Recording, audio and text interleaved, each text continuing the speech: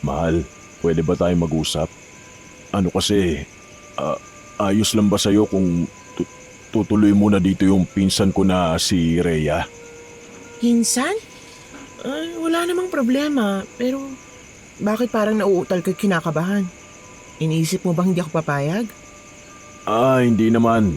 Ang totoo niyan masama ang pakiramdam ko kaya akala mo kinakabahan ako. Nahihirapan lang talaga akong magsalita. Parang barado saka makati ang lalamunan ko. Ay, baka sisipunin ka. Uminom ka ba ng gamot? Ay, sandali lang. Ikukuha kita ha. Sandali, hindi mo pa sinasagot yung tanong ko eh. Papayag ka ba na patuloyin muna natin si Rhea dito? Rhea ba ka mo? May pinsan ka bang Rhea? Parang ngayon ko lang narinig ang pangalan niya. Kilala ko lahat ng pinsan mo eh. Hindi mo ba siya maalala? Parang pinakilala na kita dati sa kanya. Oo, baka nakalimutan mo lang. Pumayag ka na. Nakakahiya eh. Ilang buwan lang naman siyang titira dito habang nag-aanap pa siya ng trabaho. Ayos lang naman sa akin. Wala namang kaso yun kasi kamag-anak mo naman. Basta siguraduhin mo lang na wala tayong magiging problema sa kanya ha. Naku, wala mahal. Mabait yun, saka masipag. Hindi ka magsisisi sa pagpapatuloy sa kanya. Kapag ganitong nakita niyang abala ka at maraming ligpitin dito sa bahay, nagkukusa yun. Ikaw na lang ang mahihiya sa kanya. Hindi naman yun ang ibig kong sabihin. Wala naman akong balak na alilayan ng pinsan mo. Ikaw talaga. Sinabi ko lang naman. Naku, mabuti pa tawagan ko na at sabihin kong mag-impake na ng mga gamit niya para makaluwas na dito. Oh, bakit ang saya mo yata? Biglang nag-ibang mood mo, pati boses mo ah. Ito naman, siyempre masaya lang naman ako na makatulong tayo sa pinsang ko. Saka close ko talaga siya eh. Matagal na kaming hindi nagkikita. Miss na miss ko na nga yung kakulitan eh. Teka lang tatawagan ko lang. Walang nagawa ang ginang kung hindi ang tumango na lang habang pinanonood ang asawa na naglakad palabas ng kanilang bahay habang nagtitipa ng kanyang telepono. Ilang araw na rin niyang hindi nakikitang ganoon kasaya ang kanyang mister. Kaya nahihiwagaan siya sa kinikilos nito at ang tungkol sa pinsan nitong babae na si Rhea. Halos 10 taon na buhat ng nagsama at nagpakasalang dalawa ngunit hindi pa rin sila nagkakaroon ng anak. At hindi na sila magkakaroon kailanman dahil nagkasakit sa ovaryo si Julia.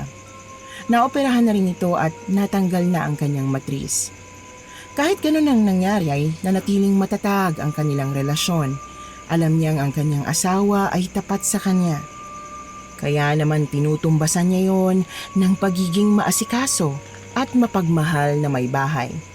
Si Julia ay simple lang, mabait, maunawain, maalaga. Pero may matalas na pakiramdam pagdating sa mga kakaibang kilos ng asawa. Sa pagbabalik ng asawa, ay agad niyang napansin na mabilis nitong tinago ang kanyang cellphone sa bulsa. Mas lalong nakaramdam ng pagdududa ang babae. Noong mga nakaraang araw pa talaga niya napapansin na hanggat maaari ay ayaw ipahawak sa kanya ang telepono nito. May hinala na siyang may tinatago ito. Tapos ay ginagabi na rin ito ng uwi at palagi pang lasing na dati namang hindi nito ginagawa. Bakit parang nagmamadali ka naman yatang itago ang telepono mo? May tinatago ka ba? Tinatago? Wala ikaw naman. Ano sabi ng pinsan mo? Sabi niya bukas na bukas din daw sunduin ko na siya. Ano? Agad-agad? Ba't naman nagmamadali ang pinsan mo? Kailangan na daw kasi may pa-job interview na daw sa ina-applyan niya online. Hayaan mo na. Ayos lang naman sa iyo yun, di ba? Oo, wala namang problema eh. Kung di kayo gagawa ng problema. Teka, ano bang klase ng trabahong papasukan ni Rhea? Hindi ko na naitanong. Bukas na lang natin tanungin pagkagaling niya sa biyahe mula sa Maynila. Galing siyang Maynila? Oh, hindi ba't mas marami siyang mahahanap na trabaho doon kaysa rito? Bakit naman galing sa Maynila, uuwi pa rito samantalang yung mga taga rito nga sa atin lumuluwas para maghanap ng trabaho? May saltik ba sa ulo yung pinsan mo? Huwag ka namang ganyang magsalita, Julia. Anong gagawin natin Gusto nga dito magtrabaho. Siguro, nagsawa na sa buhay sa lungsod kaya dito na ang gusto. Hayaan na natin. Tutal, trabaho din naman ang dahilan kung bakit siya pupunta rito eh. Nagtataka lang naman ako. Siguraduhin mong trabaho talagang sadya niya rito ha. Baka mamaya may tinatakasang krimen yan at dito lang magtatago. Ayokong madamay sa ganyan ha. Masyado ka namang judgmental. Hindi siya ganoon. Isenteng babae yun sa matino. Anong akala mo sa pamilya namin? Pamilya ng mga scammer? Huwag ka namang mapikon. Hindi naman ganun ang ibig ko sabihin. Tsaka si Rhea ang pinag-uusapan natin dito, hindi naman yung buong angkan mo. Teka lang, yung totoo. Bukal ba sa loob mo yung pagpapatuloy sa kanya o hindi? Ang dami mong satsat eh. Hindi mo na lang sabihin kung ano talaga ang pinag-aalala mo. Mabuti pa tawagan ko na para hindi na siya tumuloy dito. Huwag na. Hindi mo lang ako naiintindihan. O sige na, pumasok na tayo sa kwarto. Mauna ka na. Dito na lang muna ako sa labas. Siya nga pala. Kung inaalala mo yung gasto sa kanya, huwag kang mag-alala. Ako nang bahala sa lahat ng yon. Anong sabi mo? Iba yung tinutono mo Kahit kailan, hindi pa kita pinigilan na tumulong o magbigay sa pamilya mo. Alam mo yan. Karapatan mo yan eh. Ang sa akin lang naman kasi, iba ang kutob ko. Baka lang naman, kaya dito sa probinsya pupunta may tinatakasan, yun lang. Magtatrabaho nga, di ba? Magtatrabaho. Bakit ba kasi ang kulit mo? Puro ka na lang ganyan, puro kutob. Palagi ka naghihinala. Kahit sino na lang pinaghihinala mo. At bakit mo ko tinataasan ng boses? Kung wala, edi wala. Madali naman ako kausap, Roy. Pero bakit parang ang laki ng depensa mo? Hindi ba dapat kalmado ka lang kung wala kang ginagawang masama? Diyos ko, Julia, hindi mo ba nakikita kung gaano kahirap mag-explain sa'yo? Lagi kang may duda. Ano ba ang gusto mong gawin ko para patunayan sa'yo na wala akong ginagawang masama? Wala. Basta magsabi ka ng totoo. Dahil sa ngayon, parang ang gulo ng paliwanag mo. Pinsan mo daw pero hindi ko kilala. Roy, lahat ng kamag-anak mo kilala ko. Tama na, Julia! Ayoko na ng ganitong usapan. Lagi mo na lang akong ginagawang masama. Hindi ko deserve na tratuhin mo ako na parang kriminal dito sa sarili kong bahay. At hindi ko deserve na ginagago ako ng sarili kong asawa. Roy, kung wala kang tinatago, bakit ka nagkakaganyan? Bakit parang ikaw pang galit? Alam mo, Julia, ikaw ang problema dito. Hindi si Rhea, hindi ako. Ikaw! Puro selos, puro hinala, puro kutob. Hindi mo ba kaya magtiwala sa akin kahit minsan? Hindi na tayo bata para sa mga ganitong klase ng away. Gusto ko lang naman makasiguro. Tama na nga to. Ikaw ayusin mo yung ugali mo pag nandito na si Rhea. Ayokong masira sa pamilya ko. Siguraduhin mo lang na pinsan mo yan dahil kapag niloko mo ko, hindi kita mapapatawad. At ano bang iniisip mo? Mag-uwi ako ng babae ko rito? Na niloloko kita? Ano ba naman yan, Julia? Ilagay mo naman sa lugar yung pagiging selosa mo. Saan ako lulugar? Sige, sabihin mo kung saan ako lulugar. Tumigil ka na. Di na ako natutuwa sa'yo Pag sinabi kong wala akong tinatago, wala akong tinatago. Ang labo mo. Pati pinsan ko pinagseselosan mo. Malala ka na. Masama na pala ngayon na ma-excite na muli kami magkikita ng pinsan kung matagal kong hindi nakita. Masyado kang malisyosa. Hindi naman. Masyado ka lang naging OA sa reaksyon mo. Okay, sige, ganito na lang.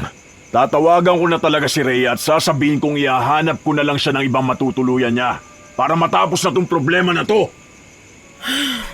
Alam mo, Roy, hindi ako selosa Nire-respeto kita bilang asawa ko pero hindi ibig sabihin nun na hindi ko pwedeng questionin ang mga bagay na medyo hindi malinaw. Mahal, pasensya ka na kung nataasan kita ng boses. Hindi ko sinasadya. Pagod lang ako at gusto ko lang talagang tulungan si Rhea. Kaya nga ako nagtatanong kung okay lang sa'yo. Kasi mahalaga sa akin ang opinyon mo. Naiintindihan ko naman yun. Ang sa akin lang, Roy, maging tapat ka. Yun ang hinihingi ko. Kasi kapag nalaman kong may tinatago ka, hindi ko alam kung paano ko haharapin yun. Wala akong tinatago, Julia. Pinsan ko si Rhea. At gusto ko lang siyang matulungan. Wala akong ibang iniisip. Okay, maniniwala ako sa'yo. Pero sana, Roy, huwag mo akong paasahin Kasi kung ako magiging tanga rito, masakit yun para sa akin. Mahal kita, Julia. At wala akong gagawin na makakasira sa atin. Sana nga. Kasi kapag nalaman kong hindi totoo yung sinasabi mo, hindi ko alam kung anong gagawin ko. Nilapitan ni Roy ang asawa at mahigpit niya itong hinawakan sa magkabilang braso bago niya ito kabigin para mayakap at upang bigyan si Julia ng katiyakan. Marahan niya pang hinagod ang likod nito. Hindi ako magloloko. Takot ko lang sa'yo. Kaya huwag ka na mag-alala sa pananatili ni Rhea rito. Sinisiguro ko sa'yo na mabuting tao ang pinsan ko. At nasisiguro ko rin na hindi yun gagawa ng ikagagalit mo. Tandaan mo to, Roy. Sana nga hindi totoo ang mga kutob ko. Dahil hindi ko alam kung ano magagawa ko kapag niloko mo ko. Tama na yan. Mabuti pa magpahinga na nga tayo. At bukas tutulungan kita maglinis saglit dito sa bahay. Kasi tignan mo naman tong bahay Medyo marumi na. Halika na nga, doon na tayo sa kwarto. Alisin natin yung inis mo. Kinabukasan, maaga pa lamang ay bumangon na si Roy para maghanda sa pagsundo sa sinasabing pinsan niyang si Rhea.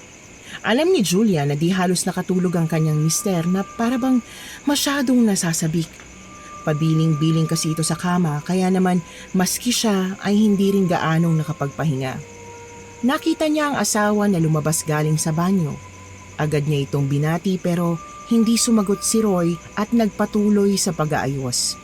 Sinuot niya ang bagong plansyang polo at halos paliguan ng pabango ang sarili. Oh, ang aga mo namang gumayak. Magsusundo nga ng pinsan. Mukhang hindi ka nakatulog ng maayos O baka naman hindi ka talaga natulog. Kagabi, panay ang balikwas mo. Ewan ko ba, siguro sabik lang ako makita si Rhea. Pusturang-pustura ka pa, pati pabango. Sobra yata. Ayan ka na naman, mahal. Siyempre gusto ko naman magmukhang maayos. Mag-almusal ka muna. Nagluto ako ng sinangag tsaka itlog. Mahaba-haba ang biyahe mo, baka magutom ka. Hindi na. Doon na lang ako kakain. Kainin mo na lang yung niluto mo. Sige na, alis na ako. Kita na lang tayo mamaya. Sige, hatid na lang kita sa labas. Huwag na, diyan ka na lang. Alam ko naman ang daan palabas. Sige, ingat ka. Mahal kita. Oo na, sige na. Kita na lang tayo mamaya, ha? Maglipit ka rito, ha? Saka magluto ka ng masarap na ulam. Tumalikod na si Roy. Walang nagawa si Julia kung hindi ang tanawin na lamang ang kanyang asawa at ang papalayo nitong sasakyan. Unti-unti niyang naikuyom ang kanyang mga palad at naningkit ang kanyang mga mata. Matagal na siyang may alam na may babae ang kanyang asawa. May hinala siyang si Rhea ay hindi totoong pinsan ni Roy kundi isang kabit. Ngunit wala pa siyang sapat na ebidensya. Sinakyan na lamang niya ang kanyang asawa sa kalokohan nito para makumpirma niya mismo ang totoo. Hindi niya gustong magkamali ng akusasyon, pero oras na mahuli niya si Roy, alam niyang may sapat siyang lakas ng loob para wakasan ang panloloko nito. Sinusumpa ako. Oras na mapatunayan kung tama ang mga hinala ko. Hindi mo na ako maluloko ulit. Magbabayad ka sa lahat ng mga ginawa mo kasalanan sa akin. Hindi ko to palalampasin. Malapit na, Roy. Malapit ko nang malaman ang totoo. Tahimik na sinimulan ni Julia ang paglilinis. Ngunit habang ginagawa niya yon ay bumabalik sa kanyang isipan ang mga pagkakataong naging malamig sa kanya si Roy. Ang mga palusot at ang paulit-ulit na pagbanggit sa pangalang Rhea kapag tulog. Samantala, sa kabilang banda ay nakarating na si Roy sa inuupahang bahay ni Rhea. Nakabusangot ang babae habang nasa labas ng tarangkahan at nakaupo sa naglalakihan itong bagahe. Ang tagal mo! Kanina pa ako naghihintay dito. Akala ko ba maaga kang darating? Pasensya na, nagkaaberya lang sa bahay. Para ka namang nalugi dyan sa itsura mo. Ang aga-aga nakabusangot na agad ang mukha mo. Kanina pa kasi ako naghihintay sa'yo Sinipa na ako ng bruhang landlady namin dito. Puisit, akala mo naman napakaganda na apartment niya, bulok naman. Kapag umuulan, hindi ko alam kung saan ako sisilong sa dami ng butas sa kakabanas. Akala mo di siya babayaran, atat na atat sa pera. Hayaan mo na yan, titira ka naman na sa bahay Wala ka na magiging problema. Anong wala? Anong tawag mo sa asawa mo, hindi problema? Wala kang dapat ikabahala kay Julia. Basta sumunod ka lang sa plano natin, magiging maayos ang lahat. Huwag kang magpapahuli. Mag-ingat ka para hindi tayo mabuko. Whatever. Madali lang utuin ng asawa mo. Akong bahala sa kanya. Kaya ko namang magtiis ng konti eh. Basta pangako mo sa lalong madaling panahon, palalayasin mo na rin siya. At akong gagawin mong reyna sa bahay mo. Oo na, ikaw naman masyado kang sabik eh. Halika na't isakay na natin yung mga gamit mo. Agad na kinuha ni Roy ang mga bagahe at sinimulang isakay ang mga yon sa sasakyan. Habang ginagawa ito, palihim nang umiti ang babae. Pagkatapos maisakay ang lahat ng gamit, umupo si Rhea sa passenger seat habang si Roy naman ay nakaupo sa driver's seat. Minsan pang nilingon nito ang babae sabay ngiti. O ano, handa ka na ba? Oo naman, sana lang maging maayos ang lahat pagdating natin sa inyo. Huwag kang mag-alala. Ako ang bahala sa lahat. Halos mag-iisang taon na rin mula nang magkakilala ang dalawa. Isang dancer sa club si Rhea at naging customer niya ang lalaki. Sa ilang buwan nilang pagkakakilala ay nahulog ang loob nila sa isa't isa. Nagawang magtaksil ni Roy sa asawa. Alam ng babae na pamilyado na ito pero dahil nakitang mapera at may maayos na trabaho ang lalaki ay binaliwala niya ang tunay na estado nito. Pinagbutihan niya ang pagpapaligaya sa lalaki at ang pangakong bibigyan niya ito ng anak. Kaya naman hulog na hulog sa kanya si Roy at tuluyang nanlamig na kay Julia. Hindi rin siya totoong nagtatrabaho sa Maynila, bagkus ay taga-kabilang bayan lang ito at doon nangungupahan. Ano nga palang plano mo pagkatapos nito? Kailan mo hihiwalayan ang asawa mo? Maghintay ka lang. Hindi naman kasi ganun basta-basta makipaghiwalay. Wala pa akong magandang pwedeng irason. Anong wala? Bakit? Hindi pa ba sapat yung pagiging inutil niya at hindi ka niya mabigyan ng anak? Gusto na kitang masolo, Roy. Gusto mo lang naman pala akong masolo eh. Walang problema. E di hindi muna tayo uuwi. Ha? Saan naman tayo pupunta? Magpapalamig muna tayo sa paborito nating lugar. Mabilis na lumipas ang oras. Nakatulog na sa kakahintay si Julia sa kanilang sala. Ang kanyang mga nilutong ulam ay napanis na. Nagngingit-ngit ang kanyang kalooban dahil sa lantarang panloloko sa kanya ng asawa. Ang mga hinayupak na yun, saan na nakarating? Maya-maya lang ay narinig na ni Julia ang busina ng sasakyan ni Roy. Mabilis siyang sumilip sa bintana at napatunayan niyang sila na nga ang dumating. Ngunit imbis na gumaan ang loob, tila lalo pang bumigat ang kanyang pakiramdam. Nang bumaba si Rhea mula sa sasakyan, agad na bumungad sa kanyang itsura nito. Nakasuot ito ng manipis na sando na hapit sa kanyang katawan. Halos sumisilip na ang kanyang makinis at bilugang dibdib sa gilid ng tela. Ang kanyang shorts ay napakaiksi. Halos kita na ang pisngi ng kanyang puwet sa bawat hakbang. Pulang-pula ang kanyang labi. Habang lumalapit, pababa sa kanyang katawan ang paningin ni Julia. Napansin niyang mataas ang heels ng babae at kung makalakad ay parang rumarampa sa entablado. Umiindayog ang balakang nito sa bawat galaw. Ang kanyang mga mata ay tila nangaakit at punong-puno ng kumpiyansa. Habang unti-unting lumalapit si Rhea, ramdam ni Julia ang lumalagablab na selos at galit para sa babae.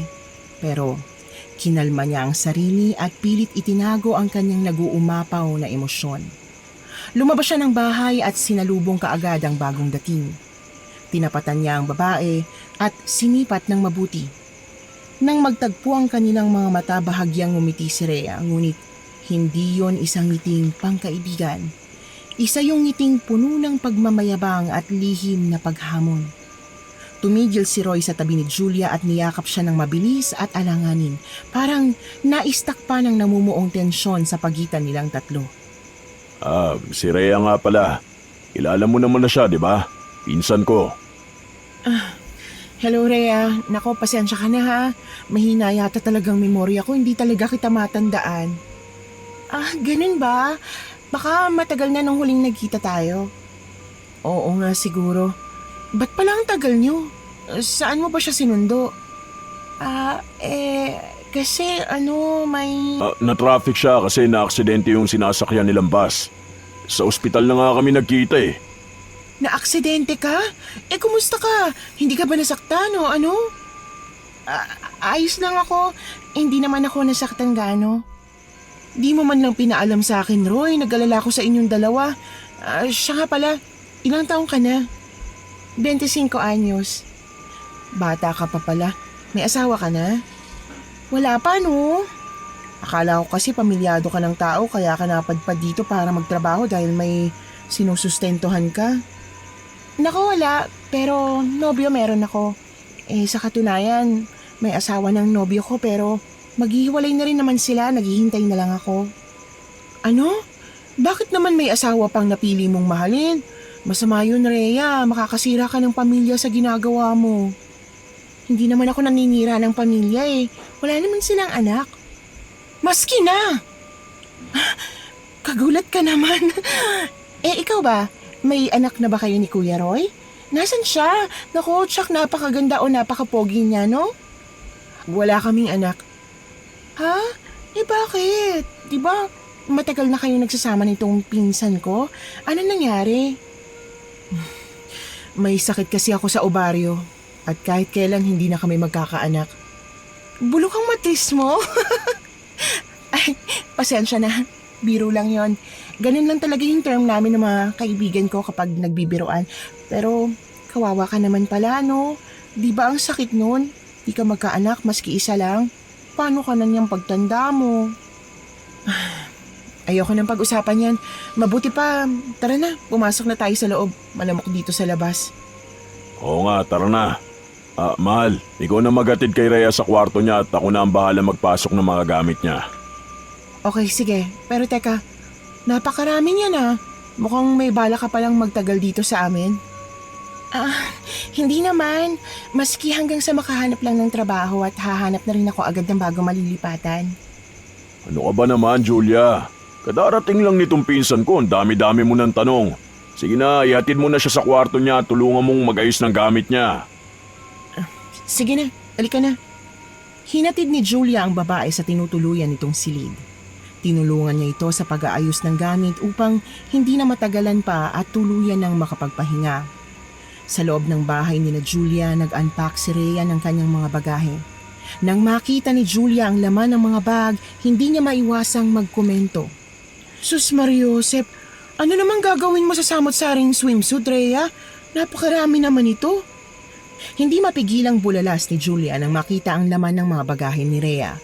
Halos swimsuit at sexing mga damit lamang ang laman ng mga bag nito na siyang sinasabi ni Rhea na kakailanganin niyang lubos. Mukhang naiinggit ka. Gusto mo? Bigyan pa kita eh. Hindi naman ako naiinggit at saka wag na. Hindi ko naman kakailanganin yan. Sa'yo na lang. Wala naman akong mga pagagamitan yan. Malayo rin tayo sa dagat kaya malabong lahat ng yan magamit mo. Pwede ko naman gawing pantulog. Pantulog? Swimsuit? Hindi kaya kabagin ka kapag ginawa mo yan? Malamig dito sa amin lalo na kung madaling araw. Hindi kasi ako sanay na nakadamit kapag natutulog eh. Kaya yung mga ganito ang ginagamit ko sa pagdulog. Iyaman mo na ako sa trip ko. Tingnan mo ang gaganda ng kulay. Subukan mo kaya magsuot ng ganito. Naku, magiging ihi lang ang pahinga ng asawa mo. Ay sus, hindi na kailangan ng ganyan-ganyan. Nakakahiya, ano ka ba? Alam mo, sinasabi ko sa'yo, subukan mo. Tingnan mo yung sarili mo. Losyang na losyang ka na dahil sa tiis mo sa pananamit. Puro pang old fashion, yuck. Pero dito ako komportable. Hindi talaga ako nagsusuot ng mga ganyan ka-sexy na damit. Parehas na natahimik ang dalawa. Paminsan-minsan ang ginawang pagsulyap ni Julia.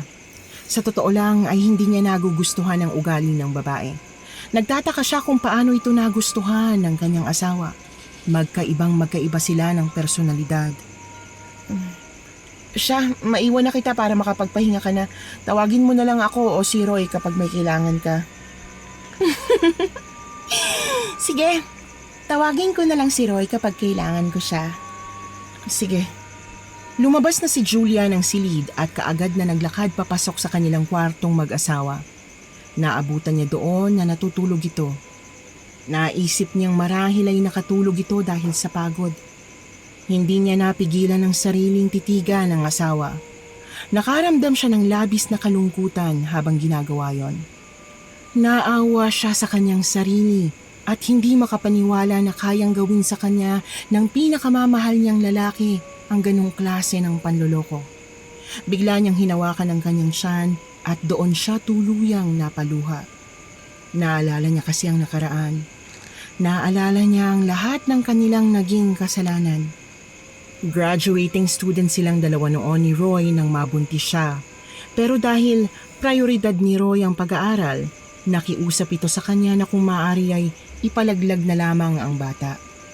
Hindi pa raw ito handa sa responsibilidad at ayaw nitong masira ang mga plano nila, ang pag-aaral nila, at ang mawala ang mas magandang oportunidad para sa kanila. Noong una hindi sang-ayon si Julia, pero dahil sa kakahimok sa kanya ay napilitan siyang ipalaglag ang bata. At doon nagsimula ang pagkakaroon niya ng sakit hanggang sa tuluyan na nga siyang nawalan ng kakayahang manganak. Labis niyang pinagsisihan ang pagkakasalang yun at alam niya na marahil ay karma ang lahat ng nangyayari sa kanya. Bumigat ang talukap ng kanyang mga mata. Marahan siyang nahiga sa tabi ng asawa at natulog. Hindi pa man nagtatagal ang kanyang pag-idlip ay bigla siyang naalimpungatan ng makarinig ng ingay mula sa labas. Nang tingnan niya ang asawa ay wala na ito sa kanyang tabi. Nakarinig siya ng mahinang mga pag-ungol at pag-ingit ng kama. Nakaramdam siya ng kaba at bahagyang panginginig. Dahan-dahan siyang bumangon at naglakad patungo sa pinto. Sinubukan niyang huwag lumikha ng ingay. Nagdadalawang isip pa siya kung tutuloy o hindi. Noon niya lang napatunayan na hindi pala siya talaga handa sa kung anong kaya niyang matuklasan tungkol sa asawa. Ngunit nanaig ang kanyang kagustuhang malaman ang totoo. Binuksan niya ang pinto nang marinig ang mahinang hagik-gik ni Rhea. Nanlaki ang kanyang mga mata at ang kanyang hininga ay tila nahinto nang masilayan niya ang tanawin sa loob ng silid. Sa mahinang liwanag ng ilawan, nakita niya si Rhea at ang kanyang asawang si Roy. Magkapatong sa kama. Isang tagpo na hindi niya kailanman inakala o pinangarap na makita. Ang kanilang mga kilos ay nagpapakita ng labis na kasiyahan sa isa't isa. Panay ang pagpapala ni Roy sa katawan ni Rhea at ang tanawing yun ay parang isang kutsilyong unti-unting sumasaksak sa kanyang puso. Ang pagod mula sa mahabang araw ng trabaho, ang bawat sakripisyo na ginawa niya para sa kanilang pamilya at ang kanyang walang sawang pagtitiis ay naglahong parang bula. Ang lahat ng yon ay naglaho sa isang iglap, napalitan ng pagkadismaya, galit at kawalan ng pag-asa. Tumigil ang oras para sa kanya. Ang paligid ay parang lumabo dahil sa mga nagbabadyang luha sa kanyang mga mata. At ang tanging malinaw lang sa kanyang paningin ng oras na yon ay ang masakit na eksena na unti-unting lumalabon sa kanya at nagwawasak ng kanyang buong pagkatao at kaluluwa. Hindi niya alam kung anong uunahin, ang sumigaw, umiyak, o magtanong kung bakit nagawa ito ng mga taong pinakapinagkakatiwalaan niya. Ngunit sa halip, nanatili siyang nakatayo, tila isang estatwa. Marahang sinara ni Julia ang pinto ng silid ni Rhea. Naging blanko ang kanyang ekspresyon. Tumuloy siya sa kama at muling bumalik sa pagkakatulog. Sa mga sumunod na araw, patuloy na nagkunwari si Julia na walang anumang nalalaman. Tinrato niya si Rhea at Roy ng may pagmamahal at pag-aalaga na para bang walang nangyayaring pagtataksil. Ginawa niya ang lahat para hindi malaman ng dalawa na nakikisakay na lamang siya sa kanilang katarantaduhan. Naging maingat siya sa kanyang mga kinikilos at pilit tinatago ang mga sugat. Ang hindi alam ng dalawa, anumang oras ay maaari na siyang sumabog. Malapit na ring maubos ang kanyang pasensya at nagsimula na rin siyang mag-isip kung paano niya gustong makaganti sa dalawa. Magandang umaga. Kumain ka na, Rhea. Wala ngayon si Roy. Maagang umalis para magtrabaho. Ganun ba? Hindi pa ako kumakain eh. Ano ba yung niluto mo? Hindi nga ako nakapagluto kasi medyo masama ang pakiramdam ko. Tsaka galing din ako sa labas. Nakipagkwentuhan din saglit sa mga kumare ko. Kwentuhan? Baka chismis ka mo. Ano namang napag-usapan nyo? May namatay kaming kababaryo. Isang babaeng haliparot na kabit. Ang sabi, bigla na lang daw silang nagkasakit. Yung asawa tsaka yung kabit. Yung kabit parang sinapian hanggang sa nabaliw at yung asawa naman, unti-unting naaagnas ang katawan kahit buhay pa. Paano nangyari yun? Ayun ang sabi-sabi. Ang nangyari sa dalawa dahil daw sa kulam. Kulam? Oo, kulam. Ikaw, naniniwala ka ba sa kulam? Hindi naman totoo ang mga yan. Kwento-kwento lang. Anong kwento? Hindi mo ba alam na totoong may mangkukulam? May kilala nga ako Kaya ikaw, hiwalayan mo na yung boyfriend mong may asawa. Baka mamaya ikaw nang sumunod. Bakit mo naman nasabi yan? Kasi malay mo, 'di ba? Yung inaagawan mo marunong pala mangkulam. Gusto mo rin bang maranasan ng ganti ng kulam? Hindi. Siyempre ayoko, no? Pero kasi hindi ko kayang hiwalayin ng boyfriend ko Mahal na mahal ko siya. At alam ko na ako ang mahal niya. Itong tatandaan mo, Rhea. Merong karma.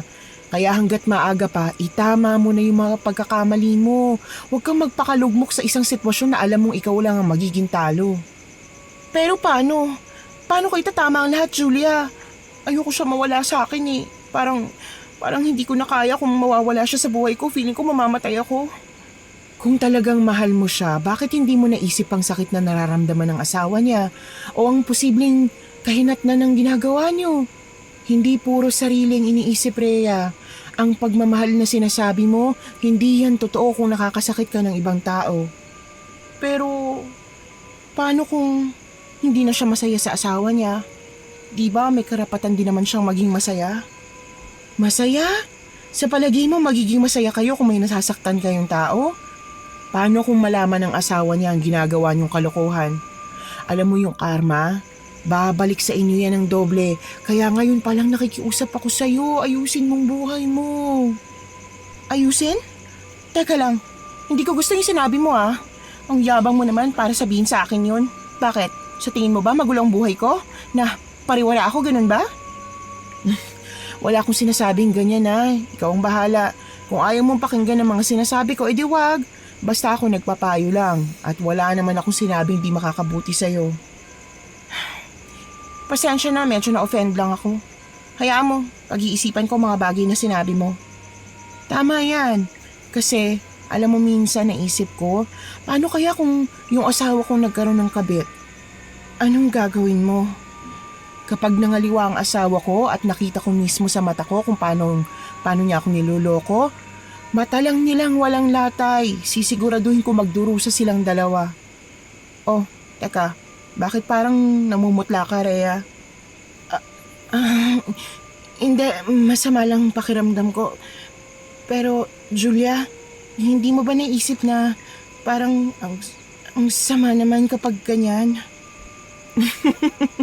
Bakit? Naisip ba nila na masama rin ang magkabit at kumabit? Pero hindi naman siguro mangyayari yun, di ba? Pero kung sakali man, gagapang talaga si Roy at ang kabit niya.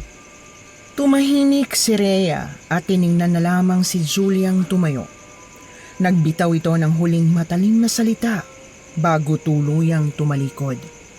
Kung ako sa'yo, mag-isip ka ng mabuti. Hindi mo alam kung sinong kalaban mo. At baka isang araw, hindi lang karamang maging katapat ninyo. Kinagabihan 12:00, gising pa rin si Julia.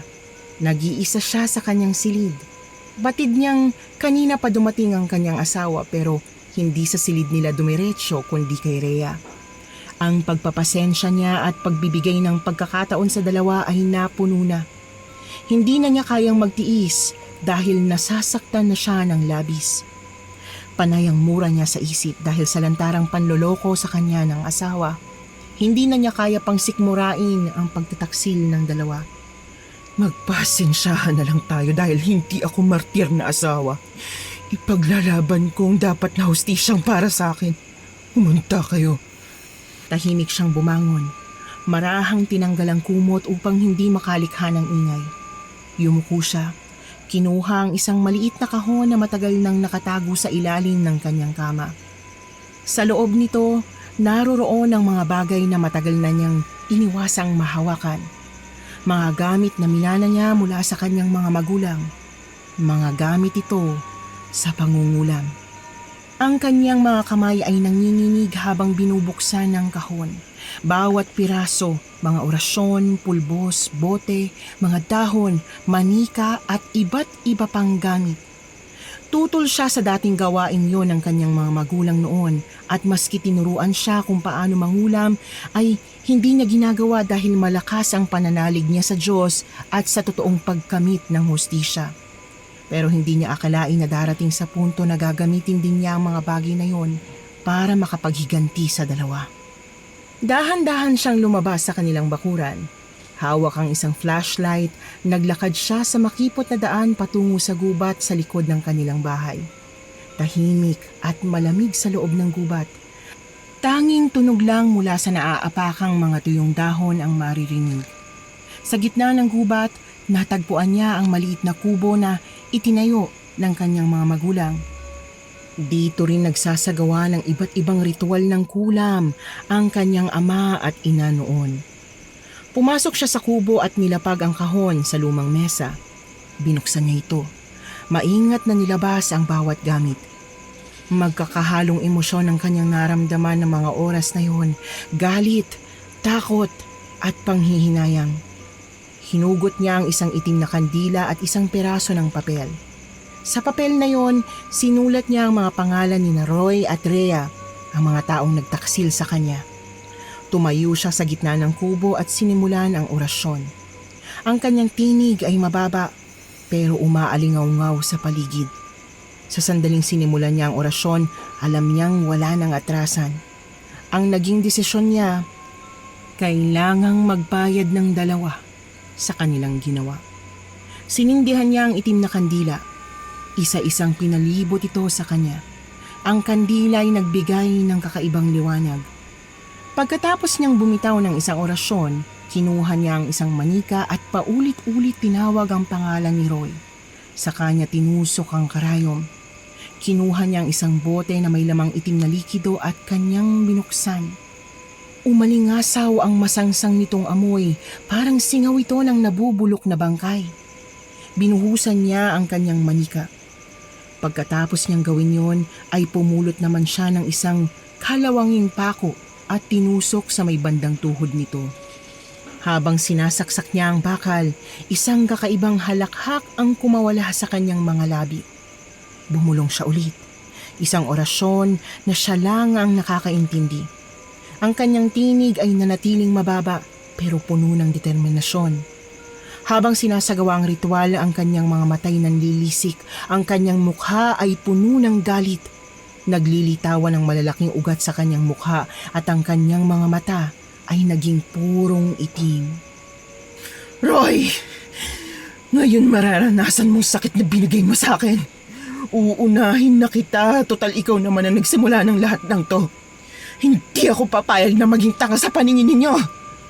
Nang matapos siya ay napahiga sa sahig ng kubo si Julia. Isang nakakatakot na halakhak ang muli niyang pinakawalan at kasabay nun ay ang pakiramdam na para siyang lumakas.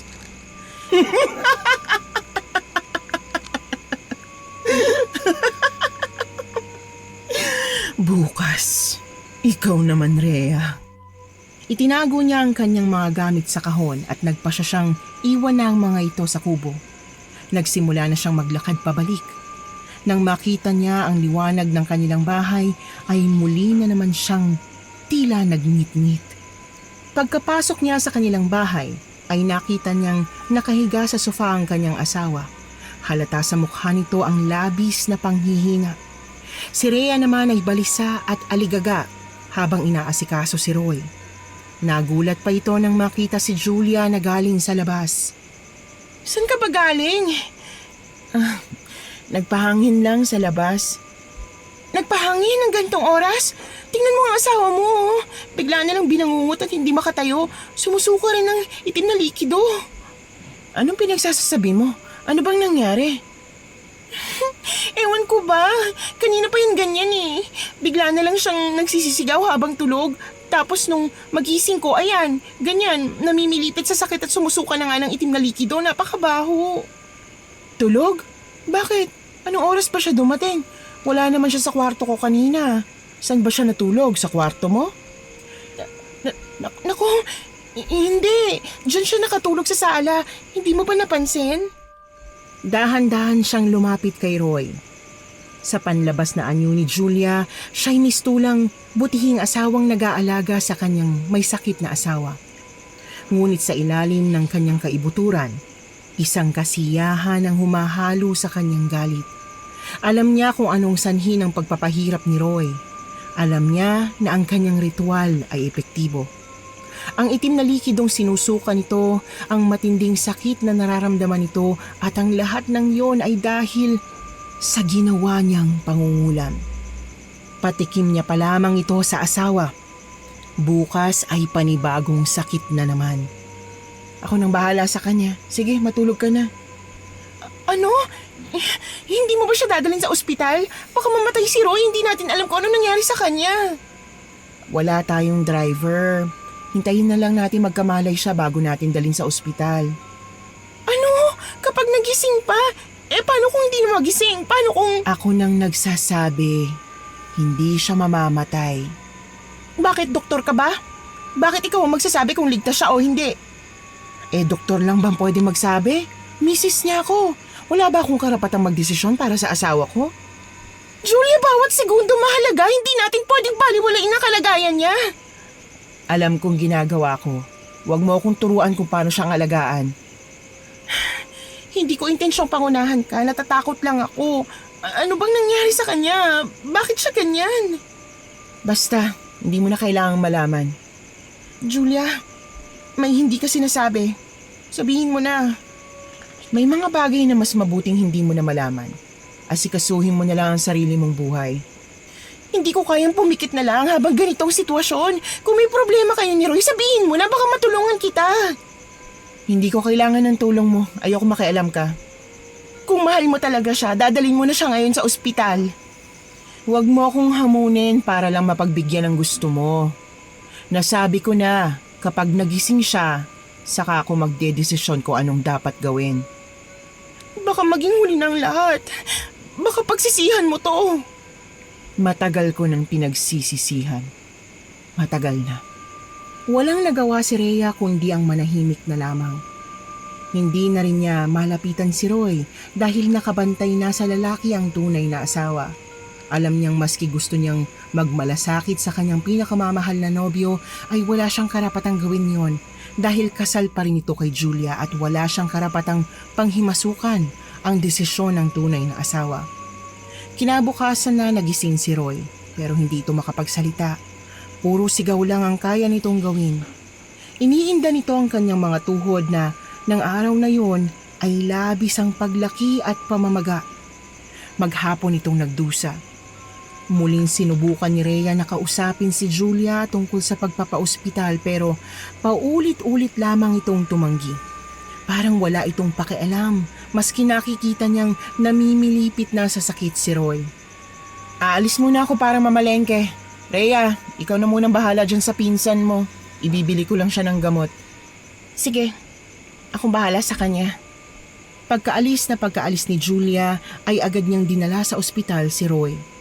Pagdating nila sa ospital, kaagad siyang lumapit sa nurse station at agad niyang pinaasikaso ang lalaki. Nagpakilala siyang asawa sa mga nurse. Kaagad naman itong inasikaso at makalipas ang ilang minuto ay lumabas na ang ilang mga pagsusuri. Lumabas na rin ang doktor at nilapitan siya para sabihing rayuma lang ang sakit ni Roy. Wala na silang nakitang ibang sakit bukod doon. Agad niyang nilapitan si Roy. Kumusta ng pakiramdam mo? May masakit pa ba sa'yo? Masakit pa rin pero hindi na tulad kanina. Sinaksakan na ako ng para sa sakit. Kaya ko na. Umuwi na tayo.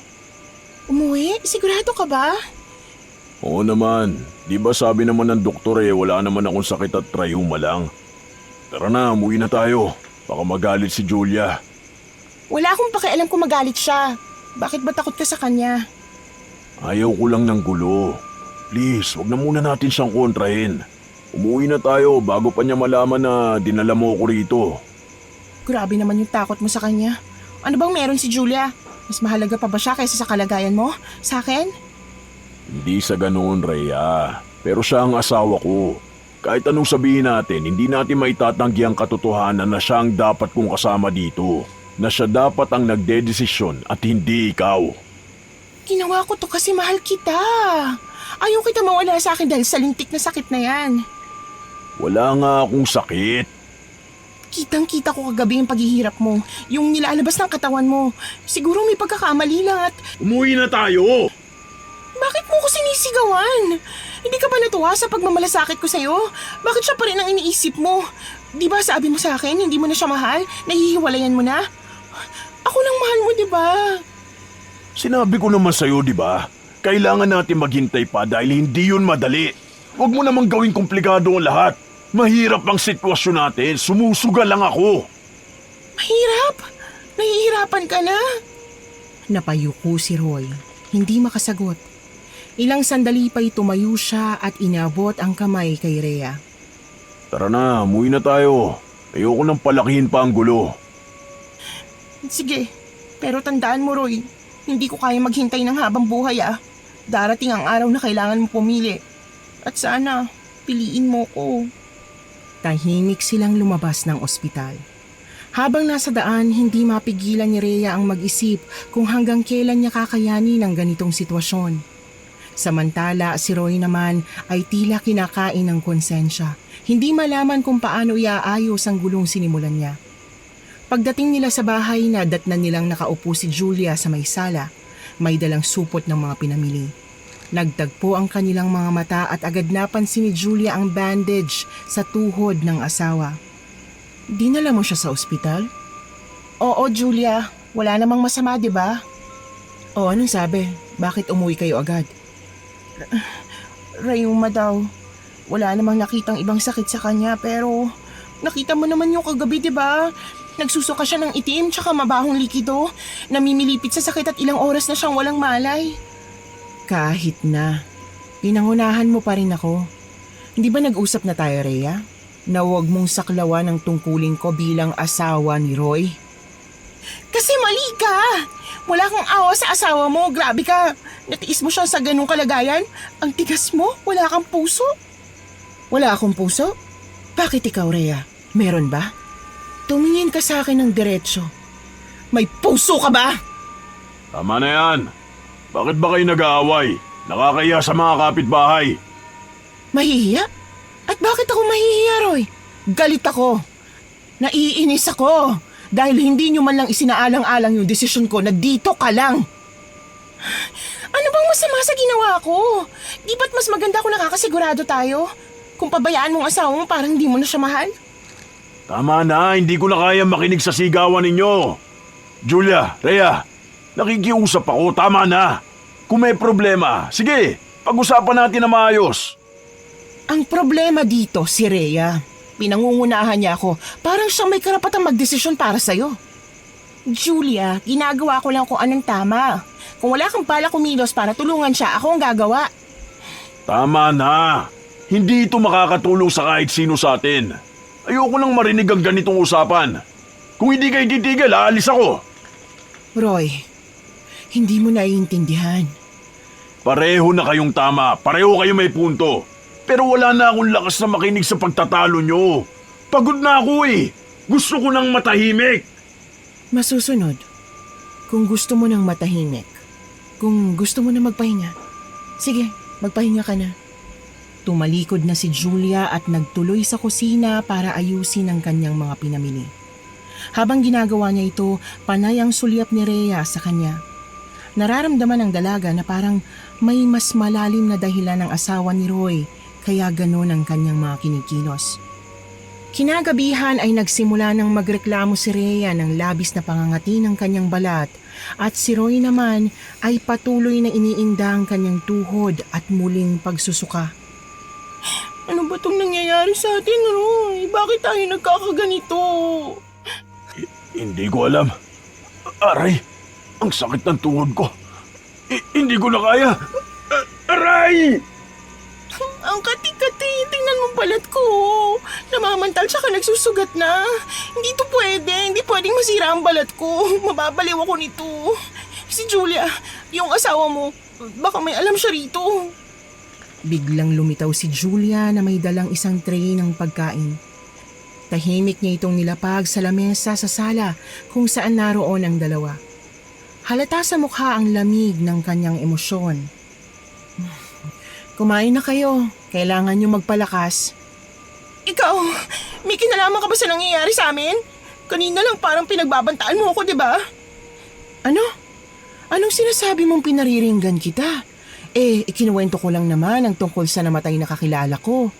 At ang mga banta ko ay kung sakaling meron ngang kabit ang asawa ko. Bakit? Kabit ka ba ni Roy? Hindi Magpinsan kami. Ano ka ba? Yun naman pala Huwag kang kabahan. Wala akong kakayanan na gawin sa inyo yan. At mas lalong wala akong dahilan para parusahan kayo dahil wala naman kayong ginagawang masama, di ba? Sana nga wala kang kinalaman dito. Hindi mo naman siguro gagawin to, di ba? Matagal na tayo nagsasama, Roy. Siguro alam mo na ang sagot dyan.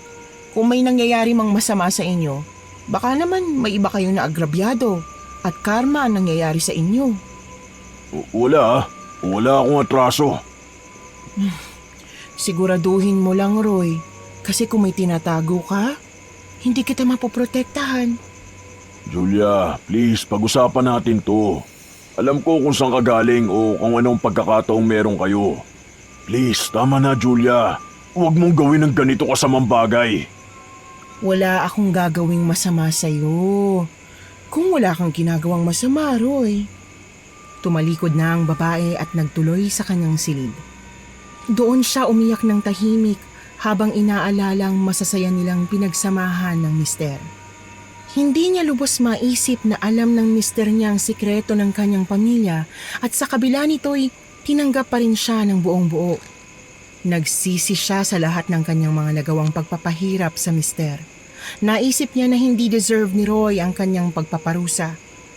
Dahil sa kabila ng pagkakaroon nito ng kalaguyo ay hindi naman siya nito talagang pinababayaan. Handa na niyang kausapin ito at handa na rin siyang magpatawad. Habang nag-aalmusal sila kinabukasan ay pare-pareha silang walang imik. Payapang nakaupo sa tapat niya si Rhea habang may hawak na isang mangkok ng sabaw. May kakaibang napansin si Julia sa babae. Mabilis ang pintig ng pulso nito sa kanyang leeg. Naaalala din niya na kaninang madaling araw ay may narinig siyang pagsusuka. At alam niyang hindi yon si Roy dahil nasa tabi niya ang asawa. At nakumpirma ni Julia ang naglalaro sa kanyang isip nang biglang sabihin ng dalaga na walang lasa ang niluto niyang agahan nila. Nagtimpla ito ng kape at nilagyan niya ng Milo at yelo. Pagdating ng tanghali ay muli niyang sinubok ito. Bumili siya ng mangga at nilagay sa lamesa. Hindi napigilan ni Rhea na kainin yon dahil sa labis na pagkatakam. Hindi yun normal para sa dalaga dahil pinakaaayawan talaga nito ang maaasim na pagkain. Rhea, may itatanong ako sa'yo. Ano yon, ate? Buntis ka ba? Ano? Bakit mo naman naisip yan? Napansin ko kasing panay ang hawak mo dyan sa tiyan mo eh. Anong meron? Ano kasi? Sabihin mo na. Buntis ka, 'di ba? Oo, buntis ako. Kaninong anak? Yung boyfriend ko sa Maynila. Alam ba niya ang tungkol dyan? Oo, alam na niya pero hindi kami pwede eh. Alam mo naman yung sitwasyon, 'di ba? Tumango si Julia at pilit na pinanatiling kalmado ang kanyang sarili. Nang lingunin niya ang lalaki, napansin niyang kakaibang ningning sa mga mata nito. Ngumiti si Roy, isang ngiti na matagal na niyang hindi nakita. Halatang halata ang tuwa sa mukha ng kanyang asawa at doon naramdaman ni Julia ang kirot na gumapang sa kanyang puso. Hindi siya nasaktan dahil sa kataksilan ni Roy at Rhea. Mas masakit ang dahilan. Natupad na rin sa wakas ang pangarap nilang magkaanak. Ngunit hindi siyang nagbigay katuparan nito. Ibang babae ang nagdala ng bungang matagal na nilang inaasam. Habang tinitingnan niya ang masayang mukha ng kanyang asawa, lalo niyang naramdaman ang bigat sa kanyang dibdib. Kay tagal niyang hinintay ang araw na makita ang ganong klaseng saya sa mga mata ni Roy, pero ngayong narito na, parang pinagsakluban siya ng langit at lupa. Pinilit niyang umiti, ngunit hindi niya mapigilang mapaluha. Lumayo siya, hindi upang takasan ang katotohanan, kundi upang itago ang sakit na kanyang nararamdaman. Ilang buwan din siyang muling nagpasensya sa kalokohan ng dalawa, pero diretso pa rin ito sa pagsasagawa ng sumpa at mga ritual. Hanggang isang gabi ay tila sumabog na si Julia. Parang may masamang hangin ang bumubulong sa kanya na gumawa ng hindi maganda. Kaya naman sakto pagsapit ng hating gabi ay bumangon na siya. Samantala, si Rhea naman ay narinig ang pagbukas ng pinto sa silid sa kabila. Sinilip niya ito at nakita niyang dahan-dahang naglalakad si Julia. Patingkayad pa ito kung humakbang at sinisiguradong hindi makalikha ng anumang ingay. Agad niya itong sinundan nang lumabas ito sa kanilang bakuran at pumasok sa gubat. Nakita niyang tumuloy si Julia sa isang kubo na nasa gitna ng kagubatan. Maya-maya lang ay narinig na niyang may bumubulong. Lumapit siya para mapakinggan kung anong nangyayari. Narinig niyang nagdarasal si Julia. Nang silipin niya ito, nakita niyang nakahawak ito sa isang manika. Nasaksihan niya ang ginagawang ritual nito. Ganun na lang ang panlalaki ng kanyang mga mata nang mapansin ang nakakatakot at pangit na anyo ni Julia. Kulubot ang mukha nito at may matatalim na mata. Nakita rin niya ang sungay nito sa noo. Napaatras ang dalaga, hindi si Julia ang nakikita kundi isang demonyo. Doon niya napagtanto na ang babae ang may gawa ng lahat ng nararamdaman nilang dalawa ni Roy. Mas lalo pa siyang kinilabutan nang marinig niya ang papalakas na pagtawag nito sa kanilang mga pangalan ng paulit-ulit. Dali-daling umalis si Rhea sa lugar upang balaan ang lalaki at sabihan itong tumakas. Agad na pumasok sa kanyang isip ang kakilalang albularyo na maaaring makatulong sa kanya. Bakit ba hindi ko agad naisip si Mang Tasing? Sana hindi nagtagal tong paghihirap namin. Walang yung babaeng yun. Walang yasya. Roy! Roy! Pagpasok niya sa silid ng mag-asawa ay ganoon na lamang ang kanyang panlulumo nang makita ang nagkalat na itim na likido sa sahig at ang mga bulate na halos nagkikikisot-kisot pa sa likidong yon. May ilan pang naiwan sa bibig ni Roy. Napatakip sa kanyang bibig ang babae at pinigilan ang kanyang pagsigaw nang mapagtantong hindi na ito humihinga. Namatay itong nakadilat ang mga mata. Ang mundo ni Rhea ay biglang tumigil. Ang kanyang mga tuhod ay nanghihina at siya ay napabagsak sa sahig. Hindi. Roy, ano nangyari sa'yo? Bakit? Habang nakaluhod sa sahig, nanginginig ang buong katawan ni Rhea.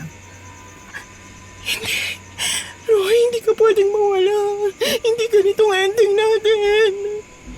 Halos pagapang niyang nilapitan si Roy. Nang makalapit siya ay kumuha siya ng lakas sa kama upang makatayo. Hinawakan niyang malamig na katawan nito. Hindi siya makapaniwala na patay na ang pinakamamahal niyang lalaki. Biglang pumasok si Julia sa silid. May dala itong isang baso ng tubig. Nang makita niya ang eksena, tumigil siya sa paglalakad. Nang lingunin siya ni Rhea ay walang ekspresyon ang kanyang mukha. Hindi ito malungkot, gulat o galit. Tapos na. Hindi na siya maghihirap. Walang hiya ka! Ganyan lang ba magiging reaksyon mo na nakita mo patay ang asawa mo? Ganitong reaksyon ko kasi alam kong yan ang mangyayari sa kanya. Anong ginawa mo? Anong ibig mong sabihin? Dahil akong may gawa nito. Ngayon alam mo na. Hindi maring ikaw ang may gawa nito. Julia, asawa mo si Roy. Paano mo nagawa sa kanya to? Dahil niloko niya ako. Sinaktan niya ako. Ginawa akong tanga. Alam mo, matagal na. Alam kong tungkol sa inyo bago ka pa niya inuwi dito. Hindi mo sana to ginawa sa kanya. Sana sinabi mo na lang sa akin. Sana ako na lang yung lumayo, Julia. Handa ako siyang bitiwan kung kinakailangan, basta wag lang yung ganito. Bakit mo naman siya pinatay?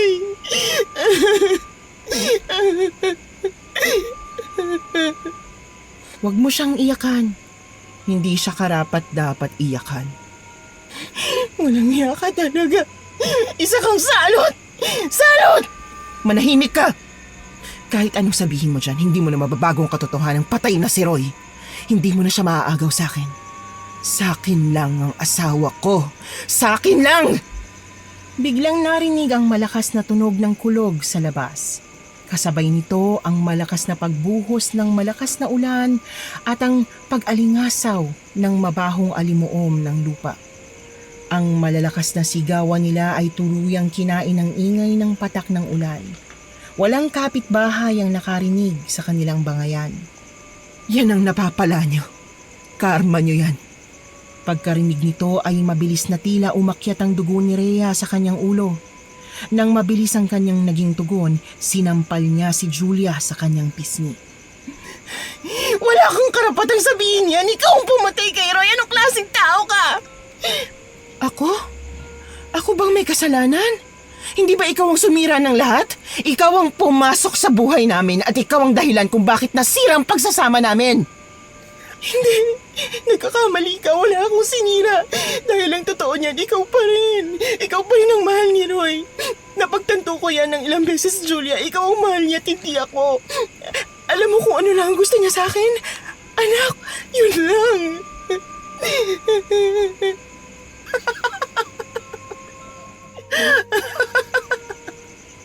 Huwag mo lang subukang konsensyahin ako. Hindi totoo ang mga sinasabi mo. Hindi na niya ako mahal. Dahil mula nang makilala ka niya, nakalimutan na niya ang totoong ibig sabihin ng salitang pagmamahal. Isa kang demonyo! Wala kang ang puso! Muli isang sampal ang dumapo sa pisngi ni Julia. Ngunit imbis na masaktan, ay humalakhak pa ito ng malakas. At hinawakan siya ng mahigpit sa kanyang braso. Ikaw pang may ganang manakit matapos mong agawin ng asawa ko? Napakapalad mo't hinayaan kitang mabuhay, Rhea.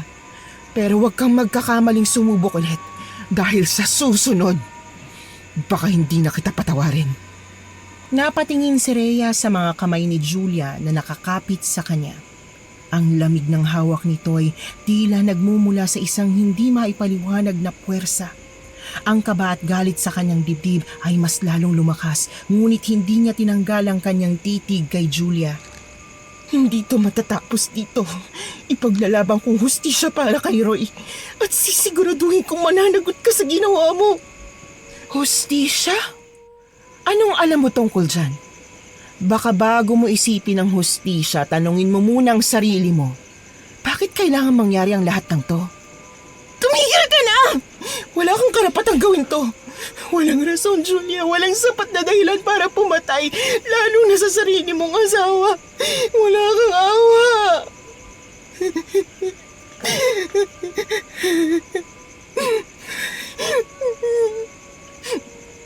Awa? Alam mo ba kung anong klase ng buhay ang meron ako? Ang bawat araw puro sakripisyo. Hindi mo alam kung anong naramdaman ko nang dahan-dahang mawala ang lahat. Respeto, ang pagmamahal. Ikaw ang pinili niya maski hindi niya sabihin. Hindi ka talaga karapat-dapat sa kanya. Sana tinulak mo na lang siyang palayo. Sana pinakawalan mo na lang siya. O maski ako. Ako na lang sana ang pinatay mo. Bakit ganon? Bakit si Roy? Hindi ako titigil. Pagbabayaran mong lahat ng to. Subukan mo. Tingnan natin kung hanggang saan ang kaya mo. Pero tandaan mo, sa larong to, hindi ka mananalo. Tahimik na lumabas si Julia. Iniwang nakatayo si Rhea. Ang silid nilang mag-asawa ay tila naging mas madilim at ang amoy ng kamatayan ay nanatili sa hangin. Patuloy na naglalaro sa kanyang isip ang isang pangako. Hindi niya hahayaang makawala si Rhea sa kanyang ginawang kasalanan. Muling bumalik ang ginang sa kubo kung saan siya nagsasagawa ng ritual. Inihanda ni Julia ang kanyang mga gamit. Nagsunog siya ng damo at naglagay ng insenso. Ang liwanag ng sinindihang kandila ay tila sumasayaw sa paligid. Si Julia ay may hawak na bote kung saan nakalagay ang itim na likido. Dahan-dahan itong lumuhod. Tapos na ang una. Ngayon, magsisimula ng susunod. Hindi pa ako tapos, Rhea. Hindi pa itong wakas. Ibinaba niya ang bote sa lapag at kumuha ng kutsilyong may kakaibang ukit sa hawakan. Binuksan niya ang isang libro na puno ng mga lumang simbolo at orasyon, saka nagsimulang bigkasin ang mga salitang nasa loob nito. Habang patuloy ang kanyang pagbigkas, unti-unting lumakas ang ihip ng hangin sa loob ng kubo. Kahit na walang bintana o pintong nakabukas, ang mga kandila ay nagsimulang magningas ng mas maliwanag na parang may sariling buhay. Biglang huminto si Julia sa kanyang pagbigkas, itinapat ang kutsilyo sa kanyang palad at dahan-dahang iniukit ang isang marka sa kanyang balat. Habang tumutulo ang dugo, hinayaan niyang pumatak ito sa bote ng itim na likido. Hindi ka makakatakas, Rhea. Babantayan kita. Kasabay ng kanyang pagtayo, ang mga kandila ay biglang nagliyab ng mas mataas at pagkatapos ay unti-unting nawala. Iniwan ang kubo sa kumpletong dilim. Samantala, si Rhea ay nasa kanilang sala, nakatulala habang ang mga luha ay patuloy na umaago sa kanyang mga mata. Kung ano man ang ginawa mo, babalik yun sa'yo. Hindi ko hahayaang malaya ka, Julia. Hindi! Isang malamig na hangin ang dumaan. Parang isang babala. Ngunit hindi natinag si Rhea. Ang takot na nararamdaman niya ay unti-unti nang napalitan ng tapang. Nang maramdaman ng dalaga ang kakaibang init sa kanyang mga palad at talampakan, walang alinlangang nilisan niya ang bahay ng mag-asawa. Kailangan niyang mailigtas ang kanyang sarili ngayong wala na si Roy. Nakarating siya sa bahay ng kilalang albularyo na si Mang Tasing. Matapos niyang ikwento ang lahat, ang albularyo'y nanatiling tahimik. Pagkatapos ng ilang sandali, sinabi nito ang katotohanan. Kung hindi ka nang himasok sa buhay nila, hindi ka kayo nasa ganitong sitwasyon. Alam mong may asawa si Roy, pero nagpadala ka sa tukso. Ngayon ko pa ba iisipin ang mga bagay na yan, Mang Tasing? Ang gusto ko lang naman, mawala yung kulam na ginawa sa akin ni Julia. Hindi ko to kakayanin, hindi ko kaya. Hindi ko kayang kontrahin si Julia, iha. Ang pamilya nila ay hindi pangkaraniwan. Malakas sila. Malakas sa mga bagay na hindi mo kayang unawain. Hindi sila basta-basta. Kung ganun, wala na bang pag-asa? Hindi ko na ba maliligtas ang sarili ko? Mang Tasing, tulungan mo ko. Kahit ano pang kapalit. Meron kang magagawa pero hindi ito madali. Ang sumpa ni Julia ay hindi basta napuputol. Hindi ito ordinaryong kulam. Kung gusto mong labanan siya, kailangan mong magtungo sa lugar kung saan ito nagsimula. Hanapin mo ang ugat ng lahat ng ito at doon mo siya tatalunin. Ang ibig mong sabihin, sa kubo nila?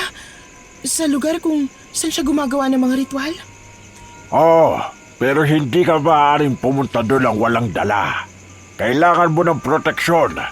Dahil kung hindi, mas malala pa ang mangyayari sa'yo. Gagawin ko. Wala akong ibang pagpipilian eh. Kahit delikado, kailangan ko subukan. Ayokong mahayaan na lang na matalo ako ni Julia. Kinuha ng matanda ang isang lumang tela mula sa kanyang mesa at ibinalot doon ng isang espesyal na langis. May ibinigay din siyang punyal dito. Dalhin mo ito. Ito ang magsisilbing proteksyon mo laban sa mga kaluluwa o espiritong ginagamit ni Julia. Pero tandaan mo, Iha, hindi ito sapat kung mahina ang loob mo. Kakailanganin mo ang tapang at determinasyon. Handa na ako. Gagawin kong lahat. Huwag kang magpakasiguro, Rhea. Ang mga taong tulad ni Julia ay hindi natatalo ng basta-basta. Kailangan malaman mo ang kahinaan niya. At kapag nalaman mo ito, huwag kang mag-atubiling gamitin ito laban sa kanya. Nagpaalam na siya sa albularyo at umuwi muna sa kanila upang makapagpahinga. Hindi na ako matatakot, Julia. Matatapos din ang lahat ng to. Kinabukasan, naglakad si Rhea patungo sa kubo ni Julia. Pagbukas niya ng pinto ng kubo ay nakita niyang naroon pa rin sa loob si Julia. Magulong-magulo ulit ang buhok nito at ang mga mata ay parang nag-aapoy sa tapang at galit. Rhea, anong ginagawa mo rito? Tama na. Tapusin na natin to. Hindi na ako matatakot. Handa akong harapin ka, Julia. Talaga? Ano namang gagawin mo? Binuksan ni Rhea ang bote ng langis at ikinalat ito sa paligid ng kubo. Biglang napatigil si Julia. Naramdaman niya ang tila mainit na hangin na nakakapaso sa kanyang balat. Alam mo ba kung anong ginagawa mo, Rhea? Ang laro na to, hindi mo alam kung paano laruin. Alam ko ang ginagawa ko. At alam ko rin na may kahinaan ka, Julia. Hindi ka perpekto. Ang sumpa mo, ang kapangyarihan mo, lahat ng yon may hangganan. Biglang humangin ng malakas. Panay na ang mura ni Julia sa pagkakataong yon. Anong ginawa mo? Pinutol kong puwersa mo. Hindi na sila makakatulong sa'yo ngayon. Ngayon, mag-isa ka na lang, Julia. Si Julia ay tila napaatras, ngunit mabilis niyang ibinalik ang kanyang tapang. Ang kanyang mga mata ay muling nagdilim at ngumisi siya. Kung ganon, maglalaban tayo, Rhea. Tingnan natin kung sinong mas magaling at kung sinong mas matatag. Mabilis na nilabas ni Rhea ang punyal at tangkang sasaksakin si Julia, pero bago niya pa yun magawa, ay biglang sumakit ang kanyang tiyan. Dumaloy rin ang dugo sa kanyang binti. Nabitiwan niya ang punyal at mahigpit na napahawak sa tiyan. Anong nangyayari sa akin? Aray ko! Si Julia ay hindi gumalaw. Nakatingin lamang siya kay Rhea. Ang ngiti sa kanyang labi ay naging mas malupit, mas malamig. Buti nga sa'yo. Deserve mo yan, gaga! Akala mo magagawa mo basta-basta yung pinaplano mo laban sa akin? Anong ginawa mo sa akin? Kulam. Kinulam kita, Rhea, at yung nilagay ko sa'yo, mas matindi. At hindi mo yan maaalis maski magpagamot ka pa sa pinakamagaling na albularyo. Si Rhea ay napaluhod. Ang kanyang mga kamay ay nanginginig habang patuloy niyang hawak ang kanyang tiyan. Si Julia ay napahinto, bahagyang naguluhan sa lakas ng loob na ipinakita ni Rhea sa kabila ng sakit. Ngunit bago pa siya nakapagsalita, biglang lumiwanag ang bote ng espesyal na langis na iniwan ni Mang Tasing kay Rhea. Hindi mo alam ang ginagawa mo, Rhea! Itigil mo yan! Ito ng katapusan mo! Naningkit ang mga mata ni Julia. Kaysa maunahan pa siya ni Rhea, ay inangat na niya ang kanyang punyal at nakangiting isinaksak yon sa dibdib ni Rhea. Isang malakas na sigaw ang pinakawalan ng babae bago ito unti-unting nawalan ng buhay. Kayong nagtulak sa akin para gawin ang bagay na to. Nakadilat ang mga mata ni Rhea. Wala ng buhay. Ang sagradong punyal na binigay ng albularyo ay nakatarak sa kanyang dibdib. Nakita niya ang tiyan ni Rhea, unti-unti niya yung winakwak at kinuha ang sanggol sa sinapupunan nito. Kasama na ang mga laman loob ng biktima. Halos nasa 7 buwan na ang sanggol. Matapos niya itong ilabas sa sinapupunan ni Rhea, ay plano niya sanang isunod na rin ito sa naging kamatayan ng ina. Ngunit sa sandaling yon, isang kakaibang tunog ang kanyang narinig. Isang hikbi. ang kanyang sariling higbi. Ang matinding galit niya kay Rhea at Roy ay napalitan ng isang matinding lungkot nang pagmasdan nito ang sanggol.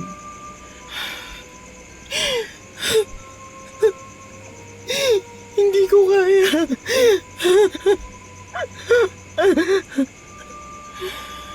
Naging maingat ang kanyang galaw. Parang natatakot siyang masaktan ng inosenteng nilalang na nasa kanyang harapan. Binuhat niya ang sanggol at sa unang pagkakataon ay naramdaman niya ang init ng buhay na pumuno sa kanyang mga bisig. Napakaliit mo. Pero parang ang bigat ng mundo dala mo. Ang mga luha ay unti-unting bumagsak sa kanyang mga mata. Batid niya sa mga oras na yon na ang matinding galit na dati niyang kinikimkim ay tila natunaw na. Sa halip, isang kakaibang damdamin ang umusbong, isang pagmamahal na hindi niya inakala na kaya niyang maramdaman. Paano ka naging ganito?